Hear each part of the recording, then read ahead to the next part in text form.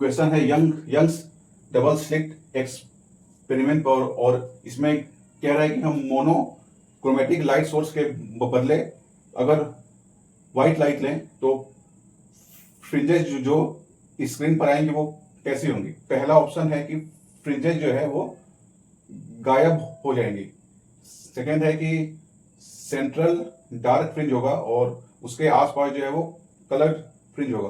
Third है कि central white fringe होगा और उसके आसपास कलर्ड फ्रिंज होगा। और फोर्थ है कि सारे ब्राइट फ्रिंज जो है वो इक्वल विड्थ के होंगे। तो हम बिल्कुल ही अगर बेसिक से देखें तो यंग्स डबल स्लिट का जो सेटअप है कुछ ऐसा होता है।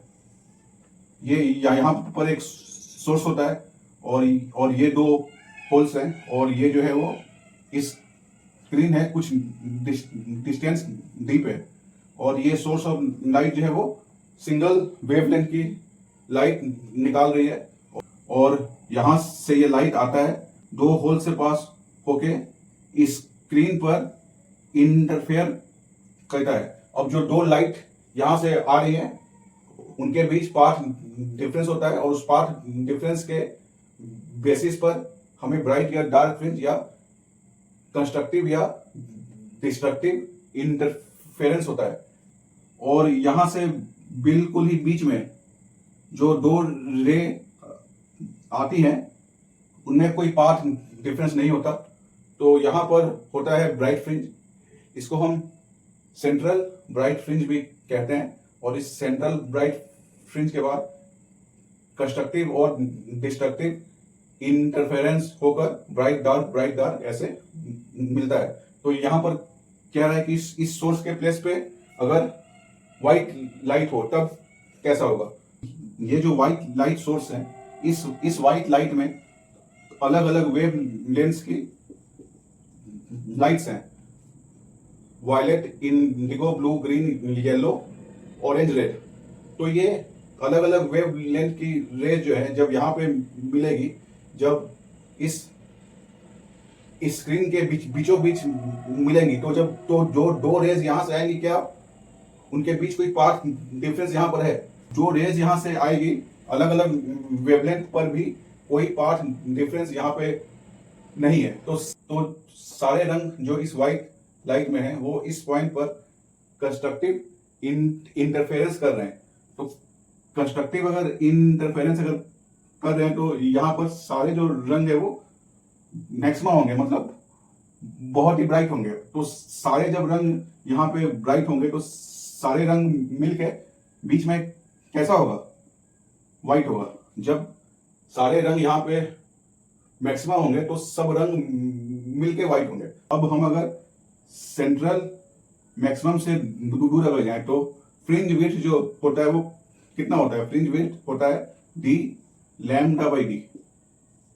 ठीक है, ये स्लिट्स के बीच अगर डिस्टेंस अगर डी है और ये अगर डिस्टेंस अगर डी है और वेवलेंथ लैम्डा की अगर लाइट अगर है तो फ्रिंज विड्थ जो है वो डी लैम्डा बाई डी होता है। मीन्स फ्रिंज विड्थ मीन्स क्या, मतलब सेंट्रल मैक्सिमा के बाद जो अगला मैक्सिमा होगा वो D lambda by D distance पे होगा।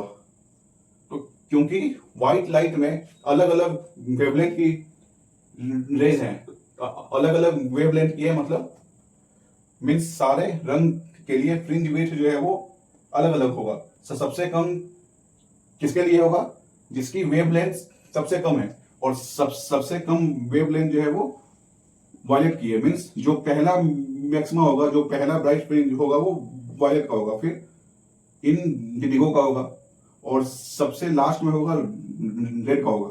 सेंट्रल मैक्सिमा फिर आएगा वायलेट, फिर इंडिगो, फिर लास्ट में आएगा रेड। और ये सारे जो फ्रिंजेस कैसे हैं, इतना डिस्टेंस पर ये फ्रिंजेस जो है वो ब्राइट है, और क्योंकि फ्रिंजेस के बीच कुछ तो गैप होगा क्योंकि इनका वेवलेंथ जो है वो अलग अलग है, तो ये कलर्ड अप फ्रिंज जो है वो कुछ गैप पे नहीं दिखेंगे, ये मिक्स नहीं होंगे।